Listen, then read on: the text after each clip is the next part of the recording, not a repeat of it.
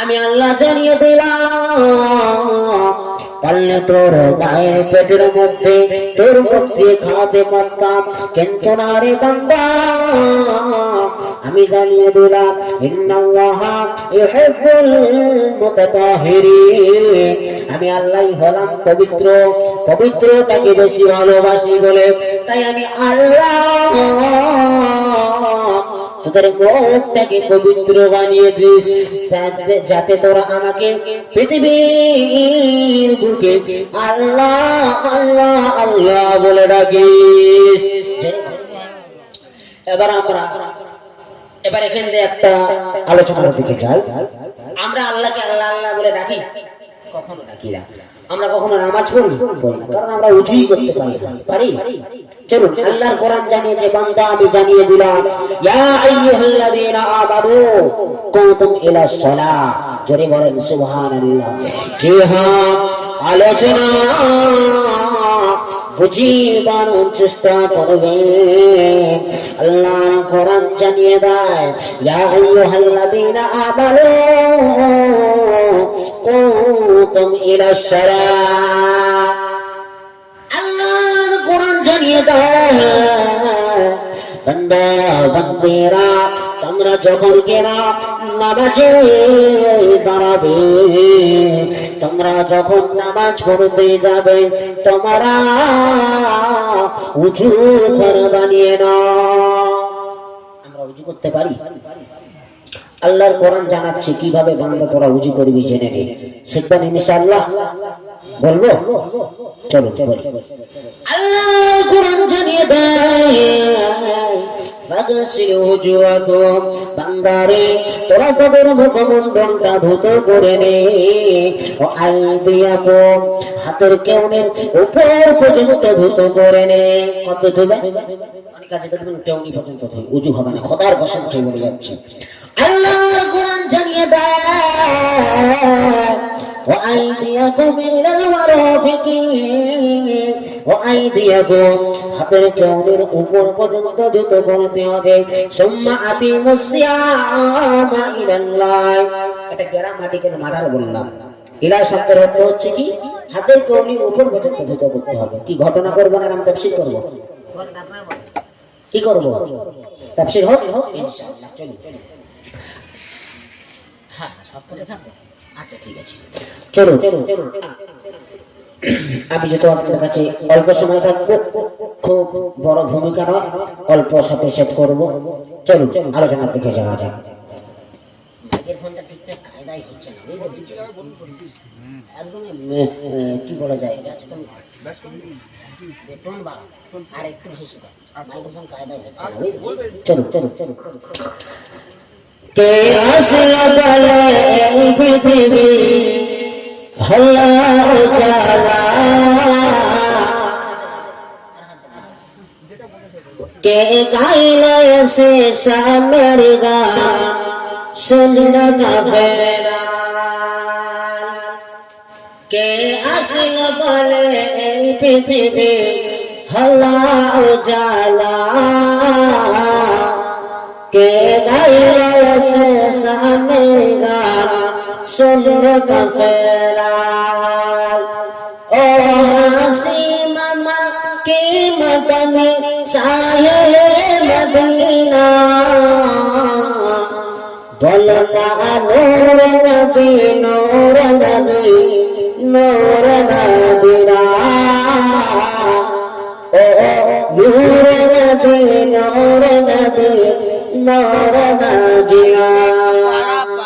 হযরত উমর করিবে কত নবীর দারে যায়, নূরানি তাহার চেহারা দেখে ওমর ফিদা হয়ে যায়। জোরে বলেন সুবহানাল্লাহ। আপনারা কি চান যে নবীর মাথা খেতে গেলে ভালো হতো? আপনারা চান? তাহলে লম্বা করে সুবহানাল্লাহ বললেন না কেন? চলেন সুবহানাল্লাহ বলবেন। হযরত উমর করিবে কত নবীর দারে যায়, নূরানি তাহার চেহারা দেখে ওমর ফিদা হয়ে যায়। ও তার চেহারা মায়াবী,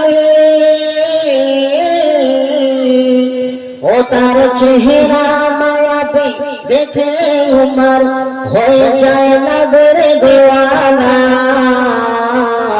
সকলে বলেন ও নূর নবী নূর নবী নূর মদিনা। চলুন বাপেরা, নবী দিবস নবীর উপলক্ষে গান না বললে কেমন লাগে না? আমি ভেবেছিলাম যে আমার হয়তো খুব লম্বা সময় থাকবে, যাও আমি আপনাদের কাছে বিদায় নেব। চলুন, আল্লাহ পাক রব্বুল আলামিন কোরআনুল কারীমের ভিতরে জানিয়েছে যে মুহাম্মদটাকে জানিস? আমি আল্লাহ জানিয়ে দিলাম যে হ্যাঁ, আলোচনার সাথে বলছি বাবা, বুঝিবার চেষ্টা করবেন। আল্লাহ কোরআন জানিয়ে দেয় মুহাম্মাদের উপর যে কোরআনটা নাযিল করেছি, মুহাম্মদকে দলিল শুনে আমি আল্লাহর কোরআন জানিয়ে দিলাম মুহাম্মদ হলো মুহাম্মাদুর রাসূলুল্লাহ, মুহাম্মদ হলো আখিরি জামানার শেষ নবী। চলি বলে এবারে কোনকে প্রশ্ন করব, কোরআন তুমি বলে দাও মুহাম্মাদের চরিত্রটা কেমন? আপনারা বলেন কোরআন থেকে প্রমাণ চান না ঘটনা থেকে প্রমাণ চান? চলুন বাপেরা, আলোচনা করা যাক মুহাম্মাদের বর্ণনাটা একটু বড় করে দেওয়া হোক। আল্লাহর কোরআন জানিয়ে দেয় মা কানা মুহাম্মাদুর আবা আহাদিন মির রিজালিকুম ওয়ালাকিন রাসূলুল্লাহি وخاتم النبيين وكان الله بكل شيء عليما। ما كان محمد قرر بانا بابنا، ما كان محمد أبا أحد من رجالكم ولكن رسول الله، محمد هو الله প্রেরিত রাসূল وخاتم النبيين، محمد হলো আল্লাহর প্রিয় রাসূল وخاتم النبيين، محمد হলো আখিরি জামানার শেষ নবী। ধরে বলে এবারে কোরআনকে প্রশ্ন করা হলো, কোরআন বলে দাও মুহাম্মাদের চরিত্রটা কেমন? তার আগে বাস্তবকে দিয়ে প্রমাণ করে যায় বাবেরা। চীনের পেকিং শহরে বিশ্ব নবী দিবস পালন হচ্ছে, তখন তো ঘরে ঘরে এত আলেম ওলামা ছিল না, গ্রামবাসী গ্রামের ইমাম সাহেব থাকবে, দুটো কথা বলবে, আর কাকে দাওয়াত করা যায়? কাজী নজরুল ইসলামকে দাওয়াত করা হোক। হিন্দু মুসলিমের ভাই কে? কাজী নজরুল ইসলাম। আলোচনা করা যায়। এবারে কাজী নজরুল ইসলামকে ইনভাইট করা হলো, দাওয়াত করে ডাকা হলো চীনের পেকিং শহরে। কাজী নজরুল ইসলাম নবী সম্পর্কে 3 ঘন্টা বক্তব্য করার পরে একজন উঠে দাঁড়িয়ে বলে,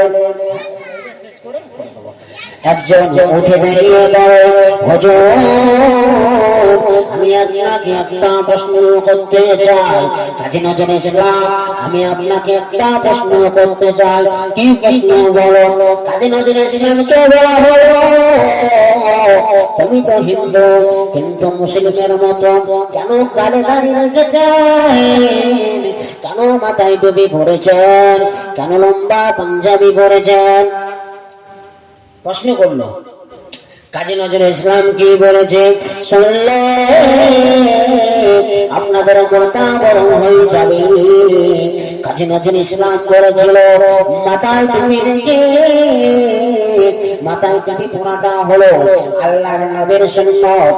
এই আল্লাহর নবীর সুন্নাতকে যদি কোনো বান্দা মেনে নেয়, কোন যুবতী নারীর দিকে খারাপ নজরে লাগবে না। গাড়ির মধ্যে গাড়ি রেখে কোন মুসলমান ভাই মদের দ্বারা হাত দিতে পারবে না। এমনকি লম্বা পাঞ্জাবি বললে কখনো আমার মধ্যে কোন মুসলমান যেতে পারবে না। বুঝতে পেরেছেন আমার বাপের? আবার এখানে খুব বড় ভূমিকা ছিল, যাহা আমি ওয়াজ কেটে কেটে কেটে কেটে এনে করে দিয়েছি। অসুবিধা হচ্ছে বা? অসুবিধা হয়নি তো? চলুন আমি শেষ করবো। আমার পাশে আমার হুজুর বসে আছে, উনি থাকলে বিস্তারিত ঘটনা আলোচনা করবে ইনশাআল্লাহ। চলুন এখন আমি আপনাদের কাছ থেকে বিদায় নেব। আপনারা সকলে আমার জন্য দোয়া করবেন, আপনাদের বাড়ির ছোট ছেলে হিসেবে বলেন ইনশাআল্লাহ দোয়া করবো। বলেন ইনশাআল্লাহ দোয়া করবো। ইনশাআল্লাহর মানে দুটো। আমরা মসজিদে ইমাম সাহেব শুক্রবার দিনে বয়ান করছি, ইনশাআল্লাহ সব পাঁচ ওয়াক্ত নামাজ পড়বে। সকলে বলছি ইনশাআল্লাহ নামাজ পড়বো। ইনশাআল্লাহর মানে হলো দুটো, একটা হলো আল্লাহ যদি চায় নামাজ পড়বো, আর একটা হচ্ছে নারে সালাম মসজিদে একবার বেরিয়ে নামাজ পড়বো। ঠিক কি না? চলুন বাবারা, আমি আপনাদের কাছ থেকে এখন বিদায় নেব। আমাদের ইমাম সাহেব হুজুর চলে এসেছে, হুজুরের বিয়াদবি করা হচ্ছে। সকলকে সালাম জানালাম, আসসালামু আলাইকুম ওয়া রাহমাতুল্লাহি ওয়া বারাকাতুহু। আল্লাহুম্মা সাল্লি